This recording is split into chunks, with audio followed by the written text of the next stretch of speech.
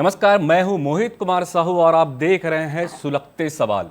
लगातार हम जनहित के मुद्दे उठाते रहे हैं सुलगते सवाल के माध्यम से और आज का विषय है रेत माफिया। मध्य प्रदेश की बात करें, मध्य प्रदेश में लगातार रेत माफिया, भू माफिया, खनन माफिया, वन माफिया हावी होते जा रहे हैं। इसी की अगर हम बात करें, बानगी मुरैना जिले के अंबा में देखने को मिली है, जिसको लेकर लगातार पिछली विधानसभा में बवाल भी मचा था और ये भी सामने आया था, चाहे वो सत्ता पक्ष हो चाहे विपक्ष हो, लगातार जो है उनके नाम सामने आ रहे हैं और उन पे आरोप भी लग रहे हैं कि लगातार जो है वो माफिया प्रदेश में हावी हो रहे हैं।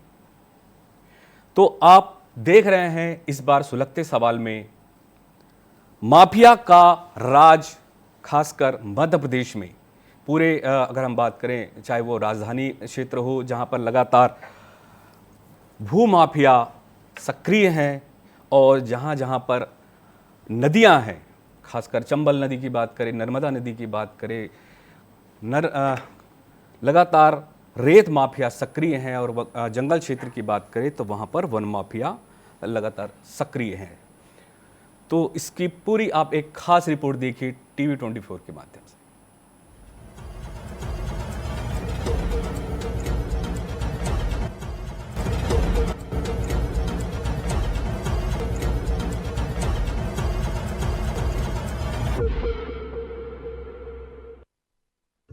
रेत माफिया, भू माफिया और वन माफियाओं का मध्य प्रदेश में आतंक फैल रहा है। कांग्रेस विधायक अभय मिश्रा मध्य प्रदेश में 20 साल रही शिवराज सिंह चौहान की सरकार पर लगातार इल्जाम लगा रहे हैं और ये इल्जाम लगाया जा रहा है कि उनकी सरकार रहते हुए जो अधिकारी थे वो निरंकुश हो गए हैं और आज डॉक्टर मोहन सरकार का उन अधिकारियों पर नियंत्रण नहीं है, जिसके कारण वो आम जनता के साथ साथ राजनेताओं पर भी झूठे मामले दर्ज कर रहे हैं। और दूसरी तरफ भू माफिया, जंगल माफिया, रेत माफिया सक्रिय हैं, जिसकी बानगी मुरैना के अंबा से देखने को मिली है, जहां पर पुलिस से कुछ गुंडे बदमाश मोटरसाइकिल आगे डालकर ट्रैक्टर छुड़ा कर ले जाते हैं और जब पुलिस जवान उन्हें रोकने की कोशिश करता है और डंडे से उन्हें मारने की कोशिश करता है, तब एक युवक कहता है कि अगर लाठी मारी तो गोली मार दूंगा। और ये हम नहीं कह रहे हैं, इस पूरी घटना का वीडियो भी वायरल हो रहा है और ये मामला विधानसभा में भी गूंजा है। सरकार के राज्य मंत्री नरेंद्र शिवाजी पटेल विधानसभा में फूट फूट कर रोए, क्योंकि उनके बेटे पर भी झूठा मामला दर्ज हो गया था और इस बात को हमने नहीं, कांग्रेस विधायक अभय मिश्रा ने खुद उठाया है।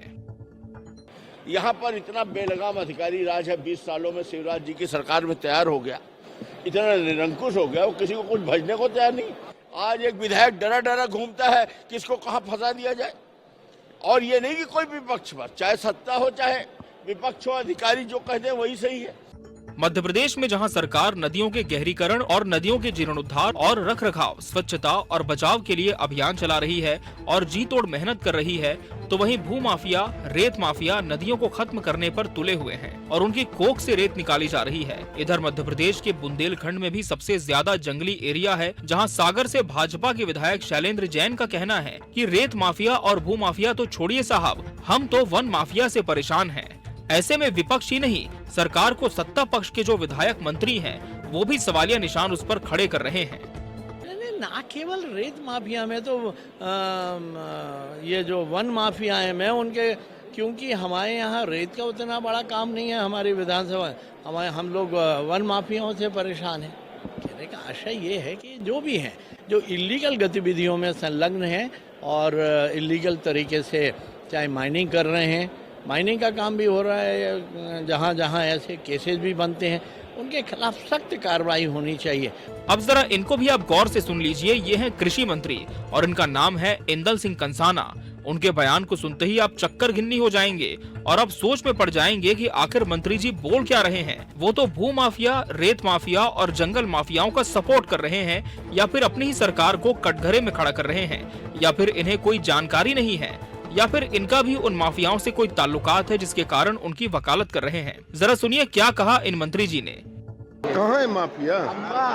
कोई रेत माफिया नहीं है, पेट माफिया है, पेट पालना कर रहे हैं। रेत माफिया उसे कहते हैं कि एक व्यक्ति के लिए वो काम करें, ये रेत माफिया नहीं है। चलो जानकारी लेते हैं, लेकिन रेत माफिया मेरे ख्याल से मुरैना में तो है नहीं कहीं। तो सुना आपने, इनका कहना है कि मध्य प्रदेश तो ठीक, मुरैना में कोई रेत माफिया नहीं है, कोई भू माफिया नहीं है, वो तो पेट माफिया हैं और वो तो अपना पेट पाल रहे हैं। रेत माफिया हो ही नहीं सकते। मतलब पुलिस से जबरदस्ती ट्रैक्टर छुड़ा ले जाना, पुलिस पर गोली मारने की धमकी देना और उसका वीडियो वायरल होना, ये मंत्री जी को शायद दिखाई नहीं दे रहा है। बस उन्हें दिखाई दे रहा है तो उनका पद और उनका कारोबार। मध्य प्रदेश के कद्दावर नेता दिग्विजय सिंह के बेटे जयवर्धन सिंह ने सरकार पर गंभीर इल्जाम लगाए हैं और ये इल्जाम इंदल सिंह कंसाना के बयान के बाद लगे हैं। आपको बता दें कि कमलनाथ सरकार में जयवर्धन सिंह मध्य प्रदेश के मंत्री रहे हैं और वर्तमान विधायक भी हैं। उन्होंने कहा, हम चाहे बात करें छतरपुर की, हम चाहे बात करें मऊगंज रीवा की, हम चाहे बात करें मऊ की, लगातार ऐसे जो हादसे हो रहे हैं ये स्पष्ट दिखाता है कि आज जो स्थिति मध्य प्रदेश में बन चुकी है, कहीं से भी सीएम साहब का नियंत्रण नहीं है कानूनी व्यवस्था को लेकर। हमारे उनके जिले के हमारे लोकप्रिय विधायक महेश परमार जी मेरे साथ खड़े हैं। हमारी सलाह है सीएम साहब को कि वो किसी और को गृह मंत्रालय दे दें। वैसे क्या उनको लालच है कि सब विभाग वही रखना चाहते हैं। नदियों के रखरखाव और जीर्णोद्धार के लिए सरकार जहां लगातार काम कर रही है, तो वहीं कांग्रेस विधायक नितेंद्र सिंह राठौर ने सरकार पर गंभीर इल्जाम लगाए हैं।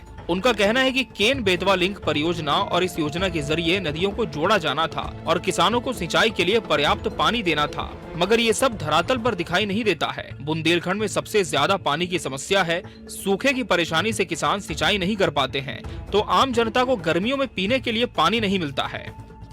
अभी माननीय प्रधानमंत्री जी ने बड़े बड़े दावे किए, शिलान्यास भी किया केन बेतवा लिंक परियोजना का। उस पर भी मैंने मांग की थी कि मेरी विधानसभा के अधिकतर क्षेत्र छूटा हुआ है, तो उसके साथ साथ जल जीवन मिशन की अभी बात जैसे हम सब करते हैं, जल जीवन मिशन में भी जो दावे किए गए थे उस हिसाब से रिजल्ट ज़मीन पर नहीं है, पानी गांव-गांव में नहीं पहुंचा है। तो ये तमाम विषय हैं और ये बहुत ही गंभीर विषय है जिसको सरकार को भी गंभीरता से लेना चाहिए, क्योंकि प्रधानमंत्री ने इसके बड़े बड़े दावे किए हैं। तो मेरा मानना है कि इसका लाभ पूरे प्रदेश को और बुंदेलखंड को सबको मिलना चाहिए और इसको गंभीरता से सरकार को लेना चाहिए। अब जरा इन्हें भी आप सुन लीजिए, ये भी सरकार के ही ऊर्जा मंत्री हैं। ये बात अलग है कि कमलनाथ की सरकार गिराने में इनकी अहम भूमिका रही थी और कांग्रेस से अलविदा कहकर बीजेपी में पहुंच गए थे, लेकिन वहां भी इनका दबदबा बरकरार है, क्योंकि ये सिंधिया खेमे से आते हैं और इनका नाम है प्रद्युमन सिंह तोमर।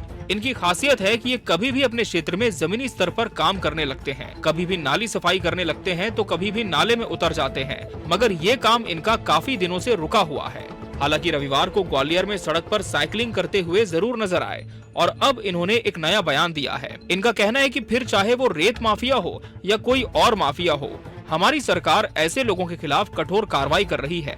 हालांकि उन्होंने ये भी माना है कि कहीं कहीं अपवाद भी हो सकता है, मगर सरकार ऐसे लोगों के खिलाफ में कठोर कार्रवाई कर रही है।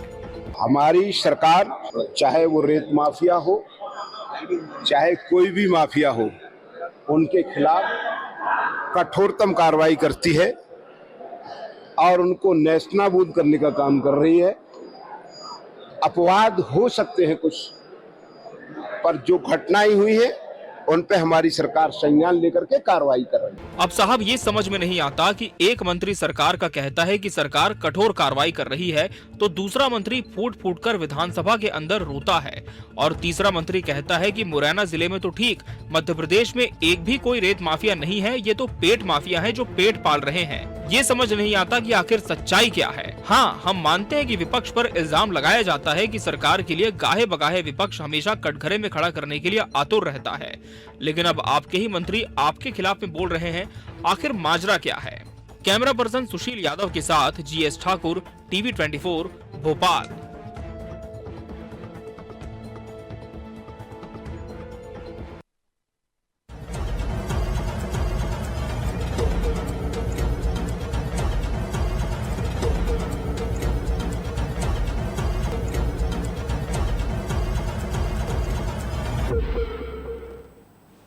तो देखा आपने किस तरह से बेलगाम है भूमाफिया, और पक्ष और विपक्ष दोनों कह रहे हैं कि कहीं पर रेत खनन हो नहीं रहा है, कोई कह रहा है रेत खनन हो रहा है, कोई कह रहा है कि पेट माफिया है, पेट पाल रहे हैं। तो ये लगातार इस तरह के बयान पक्ष और विपक्ष और पक्ष के लोग ही खुद पर ही अपने ही मंत्री और अधिकारियों को कटघरे में खड़े कर रहे हैं।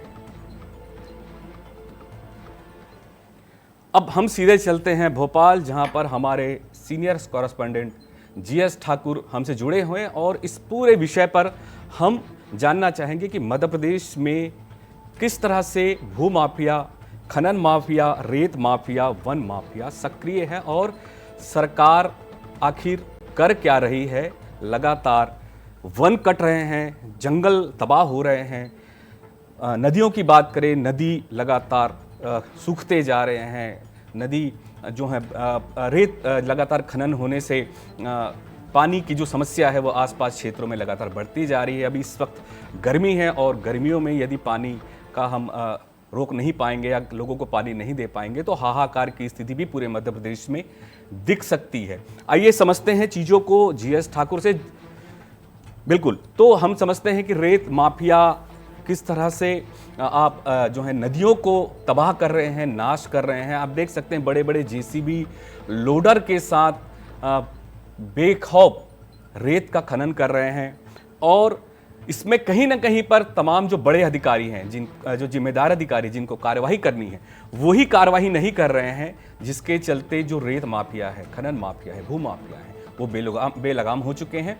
और वहीं अगर बात करें जो सत्ता में पहुंचे हैं, चाहे मिनिस्टर हो, मंत्री हो, पक्ष हो, विपक्ष हो, तमाम जितने भी बड़े नेता हैं वो अपने अपने स्तर पे और अपने अपने तौर तरीके से पक्ष और विपक्ष की बात कर रहे हैं, एक दूसरे पर आरोप लगा रहे हैं कि कहीं पर भी मध्य प्रदेश में कहीं पर भी खनन जैसी स्थिति नहीं है और बहुत अच्छा काम चल रहा है। लेकिन अगर हम अब तस्वीर दिखाएं तो तस्वीर कुछ अलग कह रही है। आप देख सकते हैं कि जेसीबी से कैसे लोडर में, हाईवा में लगातार जो है वो रेत उत्खनन किया जा रहा है। रेत का जो है वो खुलेआम लूट की जा रही है। प्रशासन को करोड़ों रुपए के राजस्व की हानि हो रही है।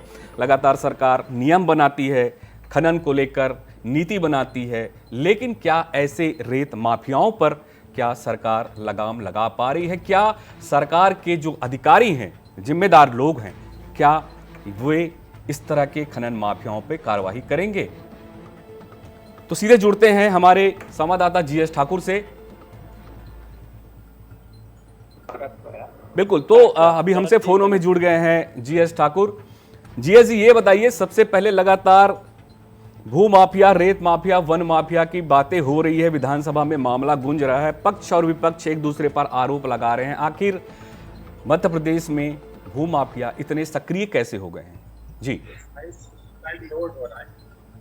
जी बिल्कुल, देखिए मोहित जी, जिस तरीके से ये जो मामला निकल के सामने आया है, मध्य प्रदेश में माफिया है, खनन माफिया है या वन माफिया है, हालांकि ये कहा जाता है कि सरकार इन पर कार्रवाई करती है, लेकिन गाहे बगाहे देखा जाता है कि जो अधिकारी हैं, ये अधिकारी कहीं ना कहीं सही से काम नहीं करते। क्योंकि जो मामला जैसे अभी हाल ही में निकल के सामने आया मुरैना के अंबा का, कि जो वहां पर 2-4 लोग आते हैं मोटरसाइकिल से और जो पुलिस है, पुलिस से ट्रैक्टर छुड़ा के ले जाते हैं।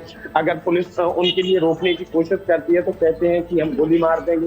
इस तरीके से जो ये कहा जाए कि जो माफिया है, उन माफियाओं का कहीं ना कहीं इस तरीके से अगर देखा जाए कि जिस तरह से उनकी जो हिम्मत है या जो अपनी दबंगियाई दिखा रहे हैं, वो कहीं ना कहीं अधिकारियों की मिलीभगत मानी जा सकती है, या फिर राजनेता है या तो राजनेताओं की कहीं ना कहीं वो उनकी सपोर्टिंग मानी जा सकती है, कि जो ये इस तरीके से कहा जाए कि जो दिखा रहे हैं अपनी दबंगियाई। लेकिन सबसे बड़ी बात यह है कि जब सरकार के ही मंत्री कह रहे हैं कि ऐसा कहीं नहीं है, कोई माफिया नहीं है, अगर एक दूसरा मंत्री कहता है कि माफियाओं के खिलाफ में कार्रवाई की जाती है, हो सकता है कि गाहे बगाहे या ये अपवाद हो सकता है कहीं पे कि जो 1-2 माफिया हो सकते हैं, लेकिन वहीं दूसरा मंत्री विधानसभा सत्र में रोता है क्योंकि उसके बेटे पर भी मामला दर्ज हो जाता है। ये अलग बात है कि विपक्ष जो इल्जाम लगाता है, विपक्ष पे हमेशा इल्जाम लगता है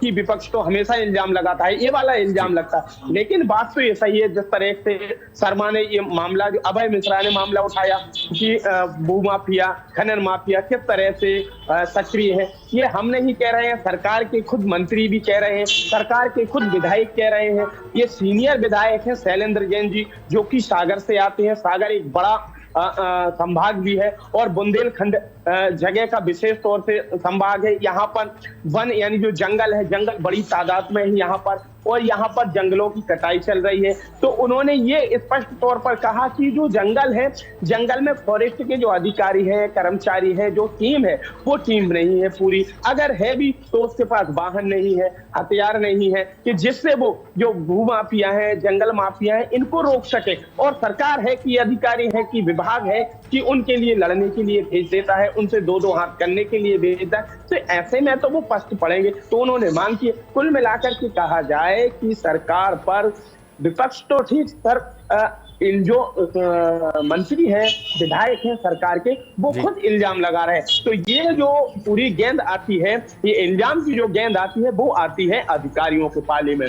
क्योंकि माना जाता है कि राजनेता तो गाहे बगाहे अपने हाथ पीछे खींच लेता है, लेकिन जो सरकारी अधिकारी है, सरकारी खेमे के जो बड़े अधिकारी हैं, जो मॉनिटरिंग कर रहे हैं, जिन्हें मॉनिटरिंग करना है, जो कार्रवाइयां कर रहे हैं और जिनको कार्रवाई करनी है, उन लोगों के पाले में ये गेंद आती है। उन पर ये इल्जाम लगता है कि आखिर ये जो वन माफिया हो, चाहे खनन माफिया, भू माफिया हो, जो माइनिंग के लोग हैं, ये कैसे आगे बढ़ जाते हैं। अगर उनके लिए जो माइनिंग का काम दिया जाता है, चलिए मान लेते हैं कि टेंडर दिया जाता है माइनिंग का, तो टेंडर जितने का दिया जाता है उतनी जगह में ही क्यों अपनी माइनिंग नहीं करते हैं, आगे क्यों बढ़ जाते हैं। आखिर ये आगे बढ़े कैसे जाते, कैसे इनकी जेसीबी चल जाती है। बिल्कुल बिल्कुल बिल्कुल जी, हम आपसे भी समझेंगे। अभी हमारे साथ सीधे जुड़े हैं कांग्रेस प्रवक्ता अभिनव बरोलिया जी। अभिनव जी, टीवी 24 में आपका बहुत बहुत स्वागत है। जी नमस्कार जी। सबसे पहले मेरा प्रश्न ये है कि मध्य प्रदेश में अगर बात करें, खनन माफिया सक्रिय हैं। आपकी भी सरकार थी, वर्तमान में भाजपा सरकार है, और सरकार के लोग खुद अपने ही लोगों के खिलाफ लगातार बात कर रहे हैं कि खनन लगातार क्षेत्रों में हो रहा है, अधिकारी बेलगाम हो चुके हैं। आखिर ये क्या कोई भी पक्ष रहे, सत्ता रहे, विपक्ष रहे, क्या ये जो लगातार भू माफिया है या खनन माफिया है वो सक्रिय हैं, उन पे कभी क्या कार्रवाई नहीं की जाएगी, या क्या लगातार चलता रहेगा? जो आम जनता है, वो आम लोग हैं या क्षेत्र है, वो परेशान होते रहेंगे, क्षेत्रवासी? जी देखिए, सबसे पहली बात तो यह है कि मध्य प्रदेश में लगभग 2 दशक से भारतीय जनता पार्टी की सरकार है। हमारी जो अल्प समय के लिए एक सरकार आई थी, कुछ समय के लिए, उसमें हमने कई कोशिश करी थी कि ये जो नर्मदा मैया के साथ जो खिलवाड़ करते थे, उनको छलनी करने का काम करते थे, उन पे एक्शन की तैयारी करी थी हमने। शुद्ध का युद्ध ले लें आप, कमलनाथ जी के समय एक छोटे से टेन्योर में हमने बहुत बड़ी कोशिश करी थी। लेकिन पिछले 2 दशक से आप जाइए, नर्मदा जी के पास चले जाएं, चाहे मुरैना चले जाएं, चाहे मध्य प्रदेश के किसी भी जगह चले जाएं, ये जो माफिया हैं, रेत माफिया से लेके खनन माफिया से लेके जितने भी माफिया हैं, ये लगातार इन पर कोई नकेल ये 2 दशकों की सरकार नहीं कस पा रही है। और हम देखते हैं कि इसमें पुलिस की पिटाई भी ये माफिया करते हैं, गुंडे बदमाश जो होते हैं वो भी लगातार सक्रिय रहते हैं। तो प्रशासन ऐसा लग रहा है पंगु हो चुका है पूरे तरीके बिल्कुल बिल्कुल प्रशासन पंगु हो चुका है। अभिनव जी, आप बिल्कुल बने रहे हमसे, हम सीधे चलते हैं कांग्रेस के विधायक पृथ्वीपुर नितेंद्र सिंह राठौर जी। नितेंद्र जी, टीवी 24 में आपका बहुत बहुत स्वागत है। जी नमस्कार। जी नितिन जी, सबसे पहले जानना चाहेंगे, आप भी विधानसभा बैठे होंगे, विधानसभा देखे होंगे, मंत्री जो हैं वो विधायक हैं, वो भी रो रहे हैं कि हमारे बेटे पर भी लगातार आरोप लगा जा रहा है और रेत माफिया, भू माफिया, खनन माफिया लगातार क्षेत्र में सक्रिय हैं। आखिर क्या मामला है और क्या इस तरह से जो खनन माफिया हैं उन पे कभी रोक लग पाएगी भी कि नहीं? जी देखिए, ये पूरे प्रदेश की निरंतर समस्या है कि खनन माफिया पूरी तरह से हावी है, दबंग हावी है, और हर जगह ये शिकायतें हैं।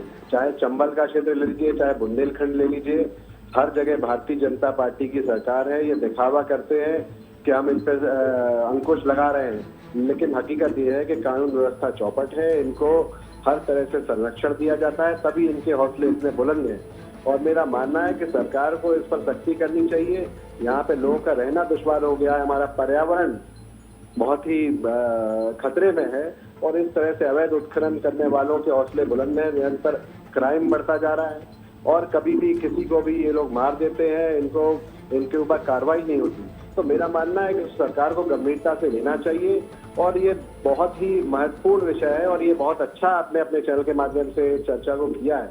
निश्चित रूप से मैं मानता हूं कि मध्य प्रदेश में अपराधियों के हौसले बहुत बुलंद हैं, और अवैध उत्खनन करने वाले निडर होकर हर तरफ क्राइम को बढ़ावा दे रहे हैं और क्राइम कर रहे हैं।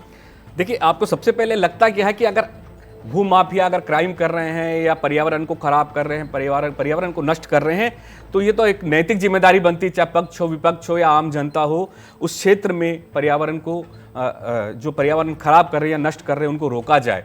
तो आप लोग किस तरह से पहल कर रहे हैं? क्या विपक्ष में होने के नाते आप लोगों ने कभी इस पर कार्रवाई करने की बात की या ठोस कार्रवाई की या जमीन या सड़क की लड़ाई लड़ने की कोशिश की? जी देखिए, पूरी कांग्रेस पार्टी, अभी हाल ही में हमारा विधानसभा का सत्र चला, इसमें लगातार हम सब लोगों ने मध्य प्रदेश में जो मुद्दे हैं इनको सदन में उठाया और निरंतर इसके लिए कांग्रेस पार्टी, पूरा विपक्ष संघर्ष करता है।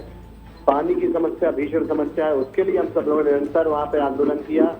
अवैध उत्खनन समस्या है, इसके लिए निरंतर हम लोगों ने वहाँ पे आवाज उठाई और कांग्रेस पार्टी और पूरा विपक्ष पूरा प्रयासरत है कि इस पर सरकार को मजबूती से एक्शन लेना चाहिए, चाहे नर्मदा मैया की बात हो, चाहे चंबल की बात हो और चाहे बुंदेलखंड जहाँ से मैं आता हूँ यहाँ पे भी जो अवैध उत्खनन होता है यहाँ की बात हो।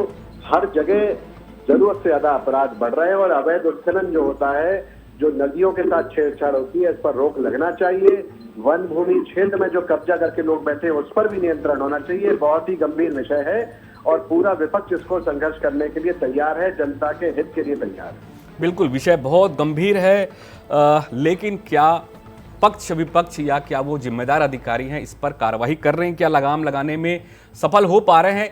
आगे आप किस तरह की रणनीति देखते, चूंकि आप भी विपक्ष में हैं और कांग्रेस के विधायक भी हैं, क्या लगता है आप अपने क्षेत्र को किस तरह से और भी उनको बचाना चाहेंगे इन भूमाफियाओं से? जी देखिए, ये केवल बात मेरे क्षेत्र की नहीं, ये बात पूरे मध्य प्रदेश की है। जी मेरे क्षेत्र में भी हो, चाहे बुंदेलखंड में, तमाम हर जगह आप ले लीजिए, इस तरह की ये आज की घटना नहीं है।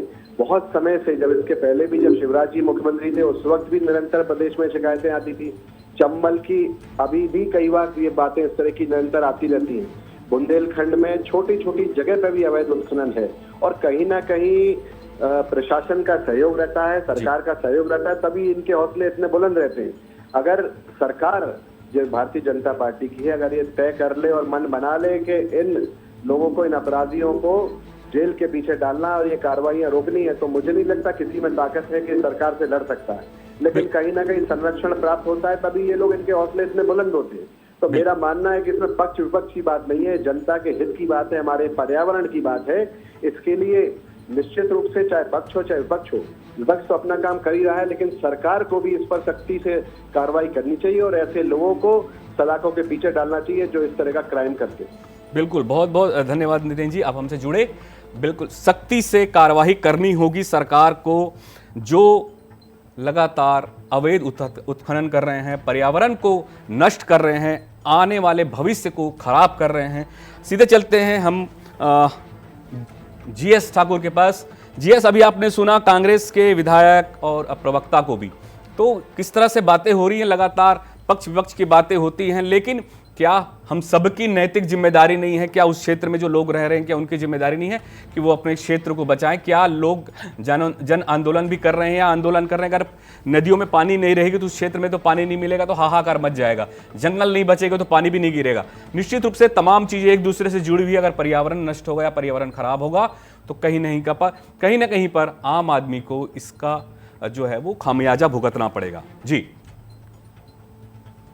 जी बिल्कुल, देखिए सर, जो बात है ये बिल्कुल सही है कि ये जो मामला है ये कहीं ना कहीं एक दूसरे से जिस तरह से चैन जुड़ती है, चैन की तरह है। क्योंकि अगर हम खनन की बात करते हैं तो वो भी पर्यावरण से जुड़ा है, या हम पर्यावरण की ही बात करते हैं, जंगल की बात करते हैं, वन की बात करते हैं, वो भी पर्यावरण से जुड़ा है। नदियों की बात करते हैं, पानी की बात करते हैं, वो भी पर्यावरण से ही है। क्योंकि अगर हम जंगल खत्म कर देते हैं, नदियों से रेत निकाल लेते हैं, तो पानी स्वाभाविक है खत्म हो जाएगा, और अगर पानी खत्म होता है प्रदूषण बढ़ेगा, जो पर्यावरण है पर्यावरण खराब होगा। तो ऐसे में जो इंसान है, इंसान का जीना दुश्वार हो जाएगा, इंसान का जो कहा जाए कि रहन सहन है वो भी खराब हो जाएगा। कुल मिलाकर के एक राजनीतिक पार्टी हो, चाहे पक्ष की हो या विपक्ष की हो, या फिर जो संगठन है वो संगठन हो, चाहे सामाजिक संगठन हो या फिर आम जनता हो, हम और आप और एक आम जनता, चाहे वो जंगल में रह रहा हो, शहर में रह रहा हो, गांव कस्बा, जहां भी रह रहा है, हर एक व्यक्ति की ये जिम्मेदारी है कि पर्यावरण को खराब नहीं किया जाना चाहिए। आप हमसे जुड़े रहे, हमसे सीधे अभी भाजपा प्रवक्ता डॉक्टर दुर्गेश केशवानी जी जुड़े हुए हैं। दुर्गेश जी, आपका बहुत बहुत स्वागत है टीवी 24 में। नमस्कार जी। डॉक्टर साहब, मैं सबसे पहले आपसे सुनना चाहूँगा दुर्गेश जी, डॉक्टर दुर्गेश जी, कि लगातार प्रदेश में, अगर मध्य प्रदेश की पूरी बात करें तो भूमाफिया, रेत माफिया, खनन माफिया बेलगाम हो चुके हैं। सरकार में आपके जो मंत्री हैं वो इस पूरे मामले को उठाते हैं, विपक्ष भी इस पूरे मामले को उठाता है, लेकिन क्या भूमाफियाओं पर प्रदेश सरकार लगाम लगा पाएगी? कुछ रीति नीति भी प्रदेश में लागू होगी कि नहीं होगी, कि लगातार उत्खनन ही चलते रहेंगे और पर्यावरण को खराब करते रहेंगे, नष्ट करते रहेंगे, आने वाला भविष्य ही पूरा खराब हो जाएगा? जी देखिए मोहित जी, पर्यावरण को बचाने की जिम्मेदारी सरकार की भी है, आमजन की भी है, आपकी भी और हमारी भी है। और निश्चित रूप से मैं आपके चैनल को साधुवाद देता हूँ, धन्यवाद देता हूँ, जिसने पर्यावरण की चिंता करने का काम किया। सरकारें अपना काम कर रही हैं, कोई भी भू माफिया हो, रेत माफिया हो, अवैध माफिया हो, जो भी माफिया हो, उन पर नकेल कसने का काम हमारी सरकारें कर रही हैं। आपने पूर्व में भी देखा, हजारों एकड़ जमीन हमने मुक्त कराने का काम किया, मशीनें जब्त करने का काम किया, और भी अनेक काम जो पर्यावरण को लेकर और जो अवैध उत्खनन को लेकर जिसकी आप चिंता जता रहे हो, सरकार वो सब काम कर रही है।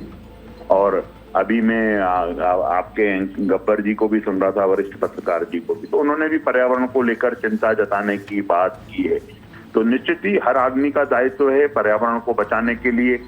हमारे मुख्यमंत्री जी, हमारे मंत्री आवास प्रण कैलाश विजयवर्गीय जी, आप देखेंगे सतत प्लांटेशन को लेकर ग्रीन कवर कैसे बढ़े, हरियाली कैसे हो, जिसके लिए हम लोग काम कर रहे हैं। पर्यावरण पूर्व में भी हमारे प्रधानमंत्री माननीय नरेंद्र मोदी जी ने एक पेड़ माँ के नाम लगाने का आह्वान किया था, जिसको अनेक लोगों ने लगाने का काम किया, उस मिशन में अपनी महती भूमिका निभाने का काम किया। रही बात अगर कोई रसूखदार, जिसकी आप बात कर रहे थे पूर्व में कि माफिया है, और वो है, कितना ही बड़ा रसूखदार हो क्यों ना हो, मध्य प्रदेश में डॉक्टर मोहन यादव जी की सरकार है, कानून अपना काम करेगा। जो भी कितना ही बड़ा रसूखदार क्यों ना हो, अगर वो कानून को अपने हाथ में लेता है तो उसकी जगह जेल की तकीचें हैं मोहित जी। बिल्कुल। मैं दुर्गेश जी आपसे एक चीज़ और भी समझना चाहूँगा, चूंकि केंद्र सरकार भी लगातार पर्यावरण को लेकर चिंतित है, राज्य सरकार भी, मोहन सरकार भी पर्यावरण को लेकर चिंतित है, लगातार पेड़ पौधे भी लगाए जा रहे हैं उस क्षेत्र में, नदी बचाने की कोशिश की जा रही है, जंगल बचाने की कोशिश की जा रही है। और अगर हम बात करें, अभी हाल ही में मुरैना के अंबा में भी देखने को मिला, जहां पर अभी विधानसभा में पूरा मामला उठा था, सत्ता पक्ष ने और विपक्ष ने, दोनों दलों ने पूरे इस मामले पर जो है बवाल बचा और लगातार एक दूसरे पर आरोप लगाते रहे हैं। और जो माफिया अगर सक्रिय हैं, तो अगर कहीं ना कहीं पर क्या अधिकारी अपना काम नहीं कर पा रहे हैं, या कहीं ना कहीं पर जो बड़े नेता हैं उनका उन्हें समर्थन मिला हुआ है, जिसके चलते इस तरह से काम हो रहा है? तो आखिर ये जो चीजें हैं वो कब अगर खत्म होगी, पर्यावरण को कब बचाया जा सकेगा बेहतर ढंग से, कब हम क्रियान्वयन कर पाएंगे? जी कोई भी कितना बड़ा रसूखदार क्यों ना हो, अगर ह्यूमैनिटी पर हमला करेगा, अगर आमजन पर हमला करेगा, अगर पर्यावरण पर हमला करेगा, तो उसको बख्शा नहीं जाएगा। कानूनन जो शक्तियां प्रदत्त हैं, आप अधिकारियों की बात कर रहे हैं, कर्मचारियों की बात कर रहे हैं, माननीय डॉक्टर मोहन यादव जी सतत बैठकों के माध्यम से चर्चा करते रहते हैं, और प्रदेश का कैसे विकास हो, प्रदेश का कैसे भला हो, उसके लिए सतत चिंता करते रहते हैं। मुझे नहीं लगता है कि कोई भी अधिकारी इस चीज में कोताही बरतेगा, क्योंकि पर्यावरण आपकी भी जवाबदारी है, हमारी जवाबदारी है, उनकी भी जवाबदारी है, हर उस आदमी की जवाबदारी है जो इस सृष्टि में रह रहा है, जो हर उस पशु पक्षी, सबकी जवाबदारी है कि पर्यावरण को कैसे रक्षा की जाए, और उसके लिए हम लोग सतत काम कर रहे हैं। अगर कोई अधिकारी कर्मचारी उसको पलीता लगाने का काम करेगा तो उसको भी बख्शा नहीं जाएगा। बिल्कुल बिल्कुल, बहुत बहुत धन्यवाद डॉक्टर साहब दुर्गेश जी, आप हमसे जुड़े रहे। और अभिनव बरेलिया जी बहुत बहुत धन्यवाद, आपसे जुड़े रहे। और GS ठाकुर, आपका भी बहुत बहुत धन्यवाद जो आपसे जुड़े रहे। और आपने देखा कि किस तरह से रेत माफिया, भू माफिया, खनन माफिया बेलगाम हो चुके हैं, और सरकार लगातार रीति नीति नए बनाती है, लेकिन क्या इन भू माफियाओं पर कभी लगाम लग पाएगा? आने वाला समय ही बताएगा कि सरकार अब किस तरह से नीति और बनाती है और किस तरह से कठोर कार्रवाई करती है इन भूमाफिया पर। बहुत बहुत धन्यवाद, बहुत बहुत शुक्रिया, आप हमसे जुड़े रहे और आप देख रहे थे सुलगते सवाल। देखते रहिए टीवी 24 मेरे साथ।